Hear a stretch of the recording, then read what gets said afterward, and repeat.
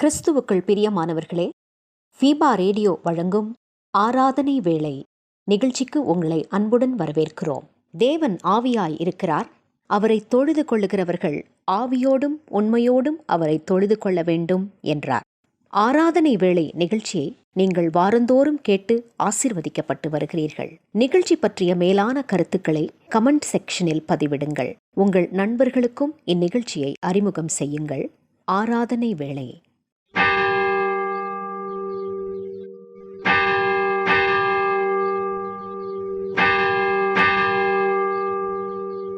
ஆராதனை வேளை.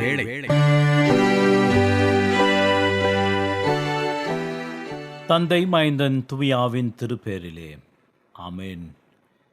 என கருமையான தேவனுடைய ஜனமே, ஃபீபா ரேடியோ தயாரித்து ஒளிபரப்பும் ஆராதனை வேளை நிகழ்ச்சிக்கு நேயர்களாக்கி உங்களை அன்போடு கூட நான் வாழ்த்தி வரவேற்கின்றேன். கர்த்ததாமே நம்மையும் இந்த ஆராதனை வேளை நிகழ்ச்சியும் அளவில்லாமல் ஆசீர்வதிப்பாராக. ஆண்டவரை நோக்கி நாம் மன்றாடுவோம். நேற்றும் இன்றும் என்றும் மாறாத எங்கள் அன்பின் ஆண்டவரே, இந்த அருமையான கால வேளைக்காக நாங்கள் உமக்கு நன்றி செலுத்துகின்றோம். 11வது மாதத்தினுடைய 3வது ஓய்வு நாளை நாங்கள் காணும்படியாக நாம் அனைவருமாக ஒன்றிணைந்து உம்மை ஆராதிக்கச் செய்த கிருபைக்காக நன்றி செலுத்துகின்றோம். நீர் பரிசுத்தராய் இருப்பது போல நாங்களும் பரிசுத்தராய் இருந்து உம்மை ஆராதிக்க அருளை தாரும். குறைகள் குற்றங்களை தயவாக மன்னித்து எங்கெல்லாம் இந்த வார்த்தைகள் இப்பொழுது ஒலித்து கொண்டிருக்கின்றதோ அங்கெல்லாம் ஒரு பெருத்த அற்புதம் நிகழும்படியாக அருளை தாரும். ஆசீர்வாதம் பெறும்படியாக நன்மையையும் நீர் தர வேண்டும் என்று சொல்லி நாங்கள் மன்றாடுகின்றோம். ஆண்டவரே, நீர் நல்லவர் என்பதை நாங்கள் ருசித்து பார்த்து உம்மீது நம்பிக்கையாக இருக்கிற மனுஷன் பாக்கியவான் என்பதை புரிந்து கொள்ள அருள் தர வேண்டும் என்று சொல்லி மன்றாடுகின்றோம். துவக்கத்திலிருந்து முடிவு பரிந்தும் நீர் எங்களை ஆசீர்வதித்து வழிநடத்தும்படியாக மீட்பர் இயேசு என்ற திருநாமத்தில் வேண்டி நிற்கின்றோம் பிதாவே, ஆமேன்.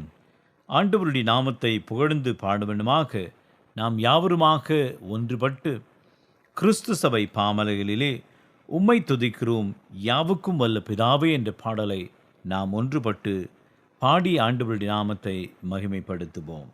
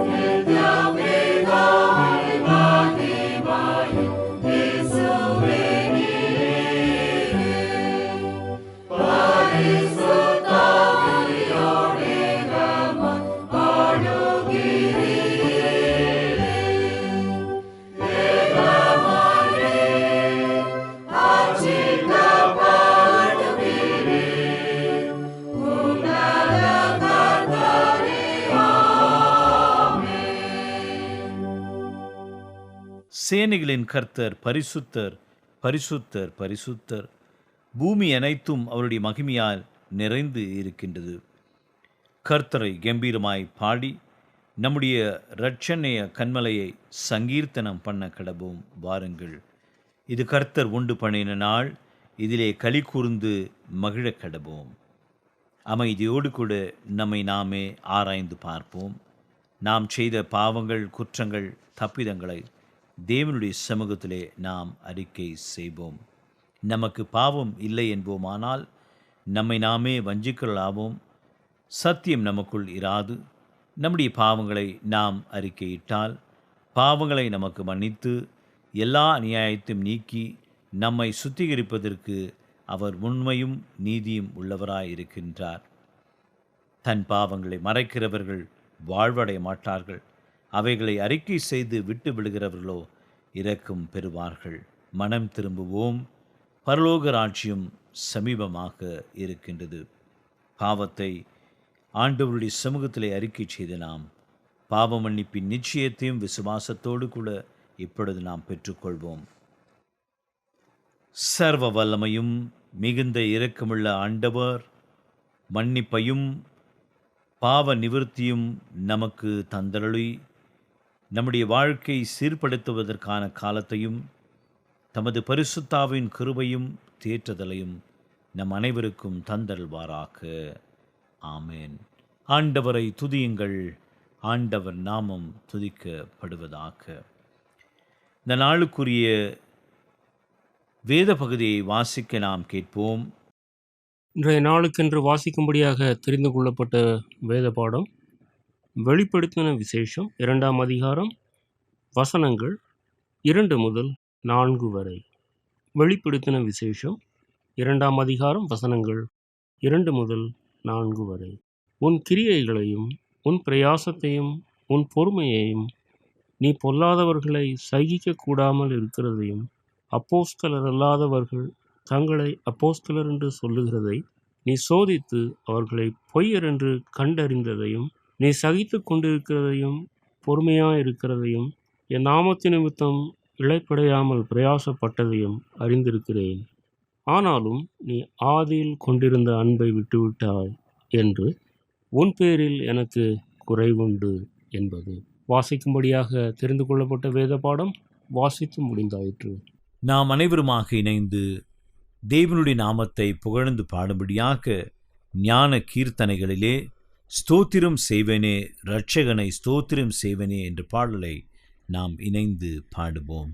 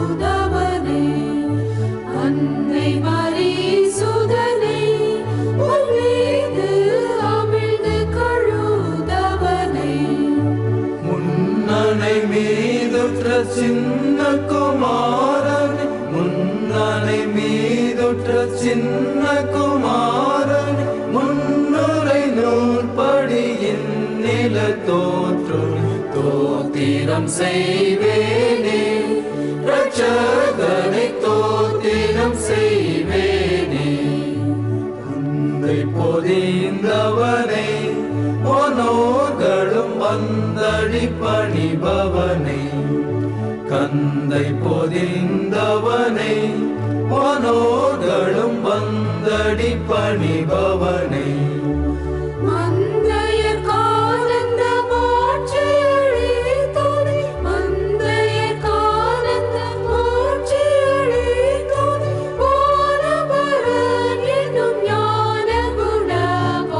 தோத்திரம் செய்வேனே இரட்சகனை தோத்திரம் செய்வேனே.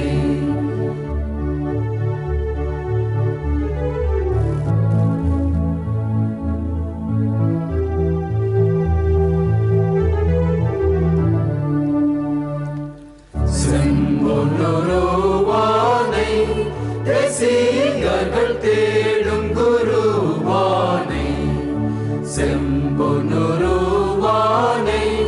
தேசிகர்கள் தேடும் குருவானை, அம்பரமேவிய உம்பர்கணத்தோடு, அம்பரமேவிய உம்பர்கணத்தோடு, அன்பு பெற நின்று பை பொன்மலர் தூவி தோத்திரம் செய்வேனே, ரட்சகனை தோத்திரம் செய்வேனே.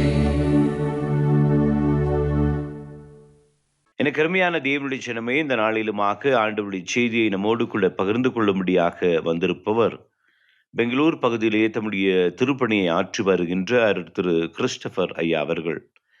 அருள் திரு கிறிஸ்டபர் ஐயா அவர்கள் ஆண்டவருடைய சத்தியத்தை நம்மோடு கூட பகிர்ந்து கொள்ளுகின்றார்கள். ஜெபத்தோடு நாம் இந்த சத்தியத்தை கேட்போமாக.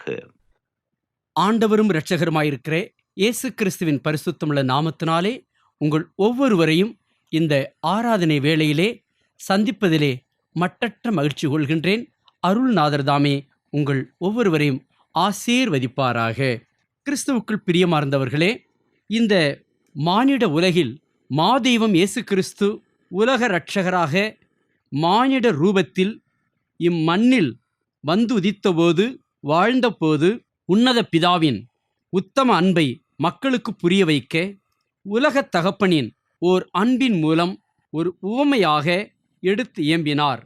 அந்த உவமையை கூறி நம் சத்திய வேதத்திலே என்ன அர்த்தங்கள் ஆழப்படுத்தப்பட்டிருக்கிறது என்பதை இன்றைக்கு நாம் தியானிக்கப் போகிறோம்.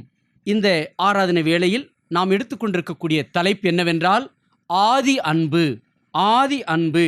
இதற்கு திருமறை கருப்பொருள் வசனமாக வெளிப்படுத்தின விசேஷம் 2ஆம் அதிகாரம் திருவசனம் 4. வெளிப்படுத்தின விசேஷம் 2ஆம் அதிகாரம் திருவசனம் 4. ஆனாலும் நீ ஆதியில் கொண்டிருந்த அன்பை விட்டாய் என்று உன் பேரில் எனக்கு குறைவுண்டு. ஆனாலும் நீ ஆதியில் கொண்டிருந்த அன்பை விட்டாய் என்று உன் பேரில் எனக்கு குறைவுண்டு. பிரியமார்ந்தவர்களே, ஒரு 4 வேத பகுதிகளை இந்த திறவுகோல் வசனத்துக்கு நாம் எடுத்துக்கொள்வோம். பழைய ஏற்பாட்டிலே உபாகமம் 7ஆம் அதிகாரம் திருவசனம் 1 தொடங்கி 9 வரை, சங்கீதம் 97, நிருபத்தின் பகுதியாக 1 கொரிந்தியர் 13ஆம் அதிகாரம், சுவிசேஷ பகுதியாக லூக்கா 15ஆம் அதிகாரம் திருவசனம் 11 தொடங்கி 32 வரை. இந்த 4 பகுதிகளிலும் ஒரு 4 தலைப்பை நாம் சுருக்கப்படுத்தி பார்ப்போம். உபாகமம் 7ஆம் அதிகார வசனம் 1 தொடங்கி 9 நாம் எடுத்துக்கொள்ளக்கூடிய குறிப்பு என்னவென்றால் கர்த்தரால் தெரிந்து கொள்ளப்படும் அன்பு. கர்த்தரால் தெரிந்து கொள்ளப்படும் அன்பு. சங்கீதம் 97 10ஆம் வசனத்தை மையப்படுத்தினால் கர்த்தரில் அன்பு கூறப்படும் அன்பு. கர்த்தரில் அன்பு கூறப்படும் அன்பு. நிருப பகுதியிலே 1 கொரிந்தியர் 13ஆம் அதிகாரத்திலே கர்த்தருக்குள் அர்த்தமுள்ள அன்பு. கர்த்தருக்குள் அர்த்தமுள்ள அன்பு. சுவிசேஷ பகுதியிலே லூக்கா 15ஆம் அதிகாரம் திருவசனம் 11 தொடங்கி 32 வரை கர்த்தருக்குள் ஏற்றுக்கொள்ளப்படும் அன்பு. கர்த்தருக்குள் ஏற்றுக்கொள்ளப்படும் அன்பு. இப்பொழுது நாம் செய்தினுடைய மையப்பகுதிக்கு வருகிறோம். தகப்பன் ஒருவருக்கு தனையன்மார்கள் 2 இருந்தனர். 2 இளையவன் ஆஸ்தியில் தனக்கு வரும் பங்கை கேட்டு வாங்கி கொண்டு தூர தேசத்துக்கு போய் துன்மார்க்கமாய் ஜீவனம் பண்ணி தன் ஆஸ்தியை அழித்து போட்டான். கால சக்கரத்தின் சூழ்நிலையில் ஒரு நாள் மனம் திரும்பி தன் தகப்பனிடத்திற்கு திரும்பி வந்த அந்த மைந்தனை மனமுவந்து ஏற்றுக்கொள்ளுகிறார் அவனின் தந்தை. இதை கண்டு மனம் பொறாத மூத்த மகனையும் மன அமைதிப்படுத்தி அவனுக்கு மறுமொழியாக, மரித்த உன் இளையவன் உயிரோடே வந்துள்ளான், காணாமல் போன அவன் திரும்பவும் காணப்பட்டான் என்று தன் திருவாய் மலர்ந்து அந்த தகப்பன் மொழிந்து அனைவருடனும் அகமகிழ்ந்தார் என்று லூக்கா 15ஆம் அதிகாரம் திருவசனம் அந்த நிறைவிலே நாம் பார்க்கிறோம். சுருக்கமாக வாசித்த இந்த சம்பவத்தில் சுடரொளியாய் வீசுவது சொந்த தகப்பனின் சுத்த அன்பு, கெட்டுப்போன மகனையும் கட்டித் தழுவும் அன்பு, மாசுபட்ட மனதையும் மன்னித்தருளும் அன்பு, தூசு கொண்ட உள்ளத்தையும் துடைத்தருளும் அன்பு. இதை கொஞ்சம் விளக்கமாக பார்க்கும் முன் இந்த லூக்கா நற்செய்தியாளர் தனது 15ஆம் அதிகாரத்திலே 3 காணாமல் போன காரியங்களை முத்தாய்ப்பாய் வைக்கிறார் என்பதை மறந்துவிடக்கூடாது. அதாவது 15ஆம் அதிகாரம் வசனம் 3 தொடங்கி 7 வரை காணாமல் போன ஆடு, வசனம் 8 10 வரை காணாமல் போன வெள்ளிக்காசு, வசனம் 11 32 வரை காணாமல் போன இளையகுமாரன், இளைய மகன். பிரியமானவர்களே, இந்த காணாமல் போன ஆட்டை அதை மேய்த்த மேய்ப்பனே தேடிப்போனார், பலன் கண்டுபிடித்தார். இரண்டாவதாக காணாமல் போன வெள்ளிக்காசை அதை தொலைத்த ஸ்திரியானவளே தேட ஆரம்பித்தால், பலன் கண்டுபிடித்தாள். இறுதியாக நிறைவாக காணாமல் போன இளைய மகன் இங்கு அவரே வீட்டுக்கு இல்லம் திரும்பி வருகிறார். மனமாற்றம் கொண்ட உள்ளம் கொண்டவராக வருகிறார். இது நமக்கு சற்று வித்தியாசமாக தோன்றினாலும் சத்துள்ள கரும்பாய் இந்த சத்தியம் நமக்குள் இனிக்கிறது இனிப்பாக. எப்படி என்றால், இளைய மகன் அன்றைய கால சூழ்நிலையில் தன் கண் கண்டதே காட்சி கொண்டதே கோலமென நண்பர் குழாமுடன் சேர்ந்து கொண்டு தன் தகப்பனின் அன்பை மீறி சகோதர பண்பில் மாறி சரிபங்கான ஆசியை பெற்றோடி குடும்ப உறவுக்கு குந்தகம் விளைவித்து நாடு காடு மேடெல்லாம் திரிந்து துன்மார்க்க வாழ்க்கை வாழ்ந்து வழிதவறிய வரையாடாய் பாதை மாறின பேதையாய் கெட்டெழிந்து போனான். முடிவு, அடிமடியில் கட்டியிருந்த ஆஸ்தியெல்லாம் ஆனை வாயில் சோளப் பொறியாகி போனது. ஆளவட்டம் போட்டுக்கொண்டே ஆளை ஏய்த்து கொண்டிருந்த அவனது ஆசை நண்பர் கூட்டமும் அவனை மோசம் பண்ணிவிட்டு ஓடியது. தன்வினை தன்னை சுட்டது, சட்டி சுட்டது, கைவிட்டது. ஆம், எல்லா வகையிலும் கைவிடப்பட்ட நிலையில் கைம்பெண் சூழ்நிலையாய் கடன் வாங்கினவர் எப்படி உள்ளம் கலங்குமோ அதை போல தவிக்கிறான் இந்த இளைய மகன். வம்பென அவன் சென்ற தேசத்திலே பஞ்சமும் வந்து ஒட்டி கொள்ளுகிறது. பஞ்சம் கவி கொண்டாலும் கம்பெடுத்து அடித்தார் போல வயிறு வேறு அவனுக்கு அன்றைக்கு பசியால் துடிக்கிறது. கொம்பொடிந்த குடிமரமாய் கொடைகவிழ்ந்து போய் நிற்கிறான் இளைய மகன். கெட்டால்தான் 8 புத்தி வரும் என்பதைப் போல அன்றைக்கு அவனுக்கு புத்தி கொஞ்சம் வருகிறது. புத்தியிலே ஒட்டி கொள்ளுகிறான். எப்படியாம் ஒரு குடியானவனிடம் போய் பன்றிகளை மேய்க்க அன்றைக்கு ஒரு பணி கேட்கின்றான். நிலைமையை பார்த்தீர்களா? தன் சொந்த வீட்டில் அத்தனை வேலைக்காரர்களையும் அத்தனை ஊழியர்களையும் நிர்வகித்து மேய்க்க வேண்டியவர், பணியாட்கள் பலரையும் மேய்க்க வேண்டியவர் இப்பொழுது பன்றி மேய்க்க வந்துள்ளார். இதை நீங்கள் பஞ்சத்துக்குத்தான் இவன் மேய்த்தான் என்று நீங்கள் பதில் சொல்லப் போகிறீர்களா? அல்லது பாவத்தினாலே தான் இவன் இந்த கதிக்கு ஆறான் என்று நாம் சொல்லி பரிதவிக்கப் போகிறீர்களா? ஆயினும் நிலைமை இதோடு முடிந்துவிடவிட்டதா? இல்லை. பசியின் கொடுமை, பன்றிக்கு வைக்கும் தவிட்டை கூட தின்ன ஆசைப்பட்டு முயற்சித்தான். அந்தோ பரிதாபம், அது கூட கிடைக்கவில்லை. பசியினாலே சுருள வறுத்தெடுத்த சுண்டைக்காய் வத்தலாய் சுருண்டு போனான் பிள்ளை. இப்பொழுது நாம் சிந்தனைக்கு வருகிறோம். இப்பொழுதுதான் இவனுக்குள் ஆத்துமா வேலை செய்கிறது. எப்படி? அது ஆத்திரமாய். ஒன்று, அறிவு பகுதியிலே அவன் உணர்கிறான், உணர்ச்சி பகுதியிலே உணர்கிறான், சித்த பகுதியிலே உணர்கிறான். அறிவு, உணர்ச்சி, சித்தம், இந்த 3 உள்ளடங்கியதான் ஆத்துமா, சோல். இரண்டாவது, ஆவி வேலை செய்கிறது. எப்படி? தனது எண்ண பகுதியில், எண்ணம் என்றால் சிந்தனை. இரண்டாவது வார்த்தை பகுதியில். மூன்றாவது செயல் பகுதியில். மூன்றாவது சரீர பகுதியில் வேலை நடக்கிறது. எப்படி? ஆத்துமா வேலை, ஆவி வேலை, சரீர வேலை. சரீர பகுதியில் 3 பகுதி. ஒன்று எலும்பு, இரண்டாவது தோல், மூன்றாவது இரத்தம். இந்த எலும்பு தோல் இரத்த பகுதியிலே அங்கேதான் அவன் மாண்டு போய்விடக்கூடிய அளவுக்கு பசியில் இருந்த பொழுது என்ன நடக்கிறது என்றால், நல்ல யோசனை பண்ணுவோம். ஆனால் அவனுக்கு மூத்தவராகிய சகோதரன், எல்டர் பிரதர், அவரது மனநிலையை போன்ற சமுதாயம்தான் இன்றைக்கும் இருக்கிறது. இன்றைக்கு அந்த சமுதாயம் என்ன கேட்கும் என்றால், அவன் மனம் திரும்பி வீட்டுக்கு வருகிறான் இளைய மகன். இந்த சம்பவம் உங்களுக்கு நன்கு தெரியும். வாசல், அங்கே வாசலிலே வழிமேல் விழி வைத்து கொண்டு காத்திருக்கிறார் தகப்பன். இதை அப்படியே வைத்துக் கொள்ளுங்கள்.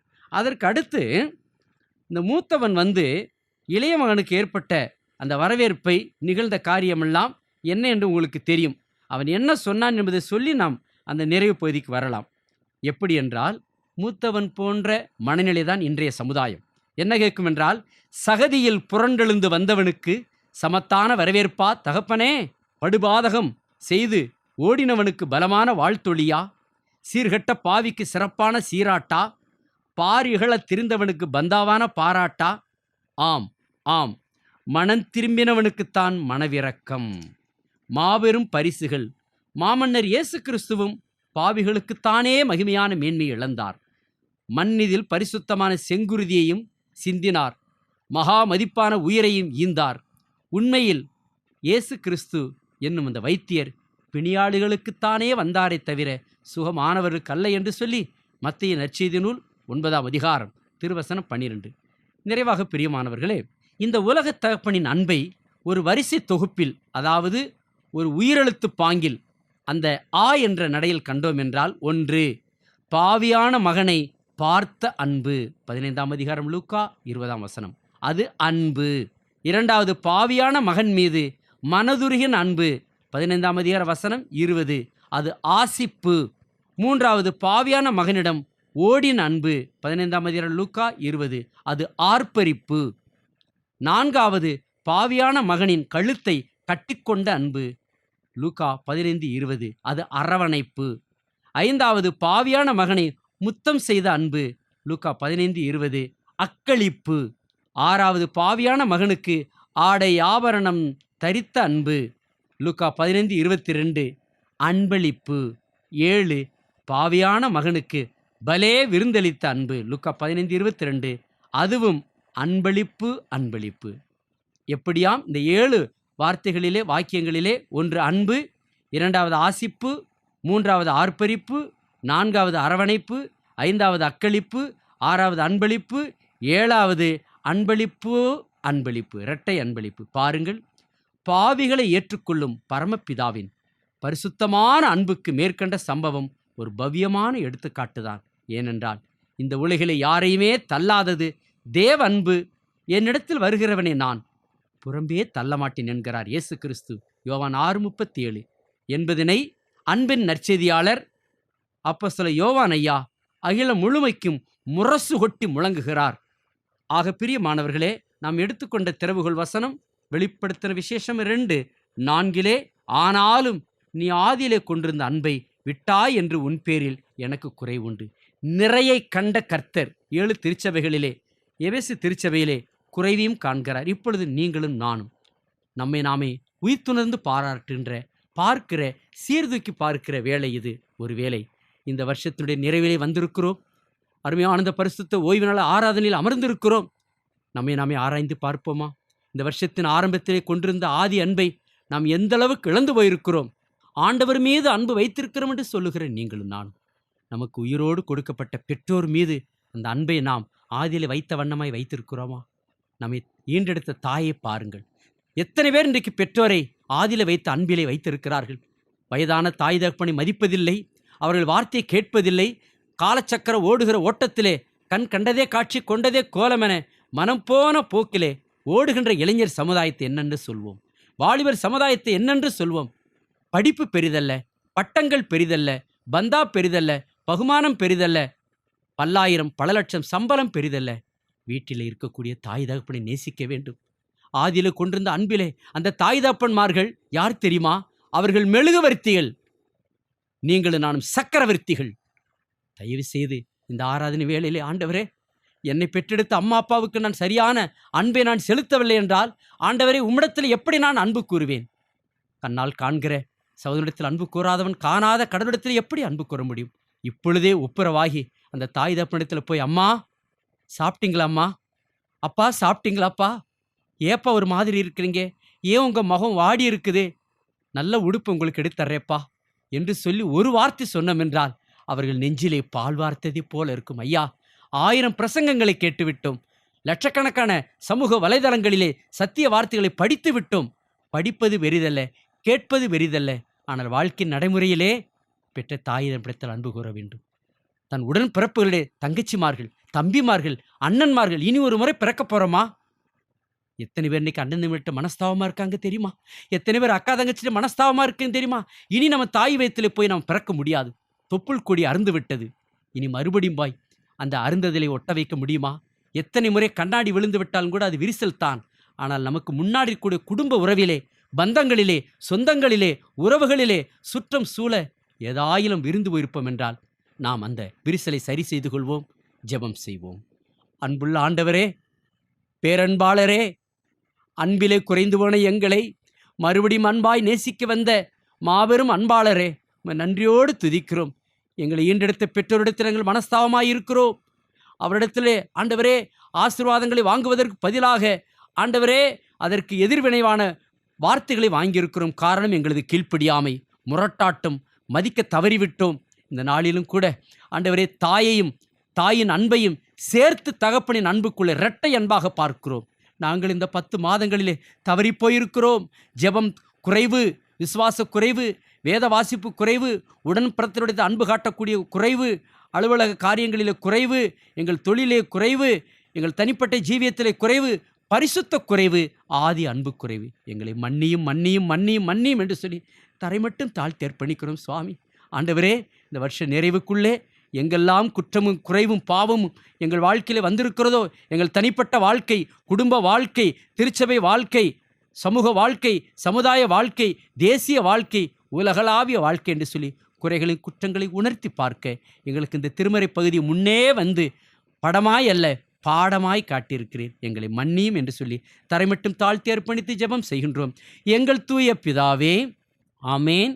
பிரியமானவர்களே, இந்த நாளிலுமாக நம்முடைய கடந்து வந்து ஆண்டவருடைய சத்தியத்தை நம்மோடு கூட நேர்த்தியாய் பகிர்ந்து கொண்ட திரு கிறிஸ்டபர் ஐயா அவர்களுக்கு ஃபீபா ஊழியங்களின் சார்பிலும் ஆராதனை வேளை நேயர்களாகிய உங்கள் அனைவரின் சார்பிலும் வாழ்த்துக்களையும் நன்றிகளையும் தெரிவித்துக் கொள்கின்றோம். கர்த்ததாமே அவரையும் அவருடைய ஊழியத்தையும் அளவில்லாமல் ஆசீர்வதிப்பாராக.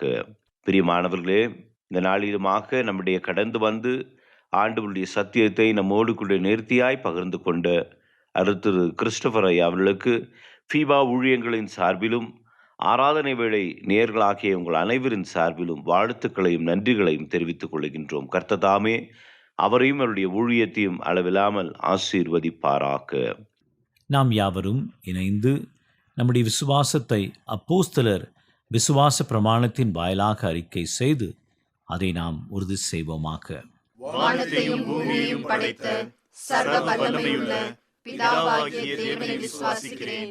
அவருடைய ஒரே குமாரனாகிய நம்முடைய நாதர் இயேசு கிறிஸ்துவையும் விசுவாசிக்கிறேன். அவர் பரிசுத்த ஆவியினாலே கன்னி மரியாளிடத்தில் உற்பவித்து பிறந்தார். பொந்தியு பிலாத்துவின் காலத்தில் பாடுபட்டு சிலுவையில் அறையுண்டு மரித்து அடக்கம் பண்ணப்பட்டு பாதாளத்தில் இறங்கினார். 3ஆம் நாள் மரித்தோரிடத்திலிருந்து எழுந்தருளினார். பரமண்டலத்துக்கு ஏறி சர்வ வல்லமையுள்ள பிதாவாகிய தேவனுடைய வலது பாசத்திலே வீற்றிருக்கிறார். அவரிடத்திலிருந்து உயிருள்ளோரையும் மரித்தோரையும் நியாயம் தீர்க்க வருவார். பரிசுத்த ஆவியையும் விசுவாசிக்கிறேன். பொதுவாயிருக்கிற பரிசுத்த சபையும் பரிசுத்தவான்களுடைய ஐக்கியமும் பாவ மன்னிப்பும் சரீர உயிர்த்தெழுதலும் நித்திய ஜீவனும் உண்டென்று விசுவாசிக்கிறேன். ஆமென். தேவனுடைய நாமத்தை நாம் புகழ்ந்து பாடுமண்ணுமாக கிறிஸ்து சபை பாமாலைகளிலே நீரோடையை மான் வாஞ்சித்து என்ற பாடலை நாம் இணைந்து பாடுவோம். நீரோடையை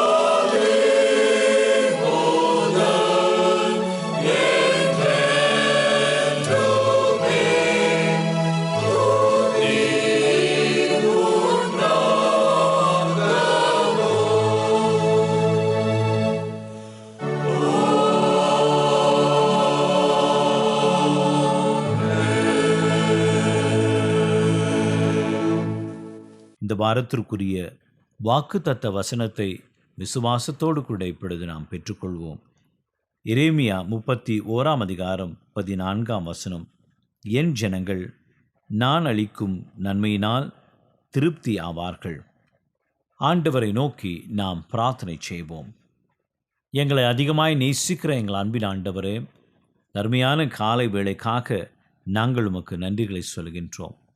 11ஆம் மாதத்தினுடைய 3வது ஓய்வு நாளை நாங்கள் காணும்படியாகவும் இந்த ஆராதனை வேளை நிகழ்விலே பங்கு கொள்ளும்படியாகவும் உம்முடைய வார்த்தைகளையும் உம்முடைய சத்தியத்தையும் நாங்கள் பெற்றுக்கொள்ளும்படியாக கிருபைகளை தந்திரதற்காக நன்றிகளை சொல்கின்றோம்.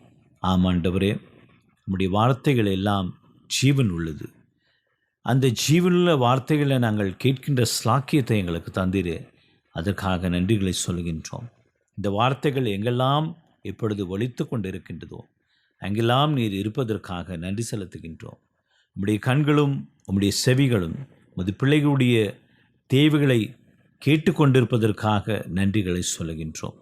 ஆம் கர்த்தாவே, உம்மிடத்திலே கேட்கின்ற அனைத்து ஆசீர்வாதத்தையும் தருகின்ற ஆண்டவர், எங்கள் வாழ்க்கையை மாற்றக்கூடிய வல்லமை படைத்த ஆண்டவர். ஆண்டவரே, நாங்களும் கூட நாங்கள் வாழ்கின்ற வாழ்க்கையிலே உமக்கு சாட்சிகளாக, உம்முடைய நற்செய்தியை அறிவிக்கின்றவர்களாக, உம்முடைய சீஷர்களாக, உமது பிள்ளைகளாக வாழ அருள் செய்ய வேண்டும் என்று சொல்லி மன்றாடுகின்றோம். எல்லா விதமான சோதனைகளிலும் சவால்களிலும் உம்முடைய பலனை கொண்டு உமக்கு நாங்கள் சாட்சி பகிர அருளை தாரும். இப்பொழுதுமாக தங்களை அர்ப்பணித்து உம்முடைய சமூகத்திலே மன்றாடி கொண்டிருக்கின்ற உமது பிள்ளைகளுக்காக ஜெபிக்கின்றோம். தங்களுடைய சுகவினத்திற்காக, பலவீனத்திற்காக, நோய்களுக்காக, வலிகளுக்காக, கண்ணீரோடு பாரத்தோடு இப்படி சமூகத்திலே சொல்லி ஜெபித்து கொண்டிருக்கின்றவர்களுக்காக நாங்கள் ஜெபிக்கின்றோம். உம்முடைய ஆணி பாய்ந்த கரத்தை வைத்து அவர்களை பலப்படுத்தும். உன் பலவீனத்திலே என் பலன் பூர்ணமாய் விளங்கும் என்று சொல்லி அவர்களை ஆசீர்வதியும். தங்கள் குடும்பத்திற்காக மன்றாடி கொண்டிருக்கின்ற பிள்ளைகளை கண்ணோக்கி பாரும் கர்த்தாவே. கண்ணீரோடு கூட பாரத்தோடு கூட ஜெபித்து கொண்டிருக்கின்ற மது பிள்ளைகளை ஆசீர்வதியும். கணவனுக்காக, மனைவிக்காக, பிள்ளைகளுக்காக, பிள்ளைகளுடைய கல்விக்காக, எதிர்காலத்திற்காக, வேலைக்காக ஜெபித்து கொண்டிருக்கின்ற ஒவ்வொருவருக்கும் ஆண்டவரே, இப்பொழுது கர்த்தர் எனக்காக யாவற்றையும் செய்து முடிப்பார் என்கின்ற நம்பிக்கையோடு கூட ஆண்டவரை ஆசீர்வாதத்தை சுதந்திரித்து கொள்ள அருள் செய்ய வேண்டும் என்று சொல்லி மன்றாடுகின்றோம். நிகழ்ச்சியின் முடிவிலே அவளுக்குள்ளாக ஒரு பெருத்த மாற்றம் ஏற்பட அருளை தாரும். ஒரு அற்புதம் நிகழட்டும். அவர்கள் சாட்சியாக மாறட்டும். மிகுந்த சமாதானம் அவர்களுக்கு உண்டாகட்டும். நீர் அப்படியே செய்ய போவதற்காக நன்றி செலுத்துகின்றோம். துதிகன மகிமை யாவமக்கு எடுக்கின்றோம். மீட்பர் இயேசுவின் திருநாமத்திலே வேண்டி நிற்கின்றோம் பிதாவே. ஆமென். ஆண்டவர் நமக்கு கற்பித்த கர்த்தருடைய ஜெபத்தை நாம் இணைந்து சொல்லுவோம். பரமண்டலங்களில் இருக்கிற எங்கள் பிதாவே, உம்முடைய நாமம் பரிசுத்தப்படுவதாக, உம்முடைய ராஜ்யம் வருவதாக, உம்முடைய சித்தம் பரமண்டலங்களில் செய்யப்படுகிறது போல பூமியிலேயும் செய்யப்படுவதாக. அன்றுள்ள அப்பத்தை இன்று தாரும். எங்களுக்கு விரோதமாய் குற்றம் செய்கிறவர்களுக்கு நாங்கள் மன்னிக்கிறது போல எங்கள் குற்றங்களை எங்களுக்கு மன்னியும். எங்களை சோதனைக்குள் பிரவேசிக்க பண்ணாமல் தீமையிலிருந்து எங்களை ரட்சித்துக் கொள்ளும்.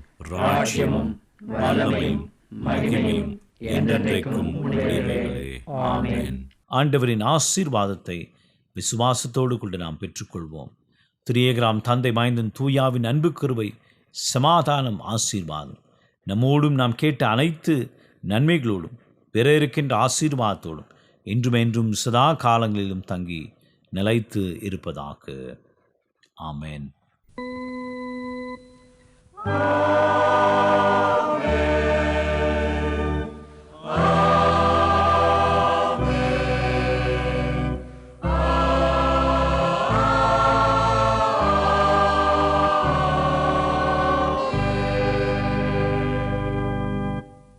கர்த்தர் உங்களோடு இருப்பாராக. சமாதானத்துடன் சென்று வாருங்கள். மீண்டும் நினைவுபடுத்துகிறோம் நேர்களே, நீங்கள் ஃபீபா ரேடியோவின் நிகழ்ச்சிகள் பற்றிய தகவல்களை அறிந்து கொள்ள விரும்பினால் டிஸ்கிரிப்ஷன் பாக்ஸில் கொடுக்கப்பட்டுள்ள லிங்கை கிளிக் செய்யுங்கள். மேலும் நீங்கள் எங்களோடு தொடர்பு கொள்ள விரும்பினால் டிஸ்கிரிப்ஷன் பாக்ஸில் கொடுக்கப்பட்டுள்ள அலைபேசி மற்றும் தொலைபேசி எண்களை தொடர்பு கொள்ளலாம். வாழ்த்துக்கள் கூறி விடை பெற்றுக் கொள்கிறோம். வணக்கம் நேர்களே.